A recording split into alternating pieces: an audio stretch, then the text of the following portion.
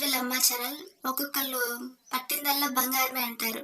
అలా ఒక్కొక్కరికి అదృష్టం కలిసొస్తూ ఉంటుందనమాట. వాళ్ళు మట్టి పట్టుకున్న బంగారమే అవుతుంది. అలాంటి కొన్ని అదృష్టాలు కొందరికే వస్తుంది. కానీ అన్నీ తట్టుకొని ముందుకెళ్తేనే అది జీవితం. వ్యక్తిత్వం అంటే ఒకరు నిర్ధారిస్తే వచ్చేది కాదు. విమర్శిస్తే పోయేది కాదు. అది మనం నడిచే నడకనపై ఆధారపడి ఉంటుందనమాట.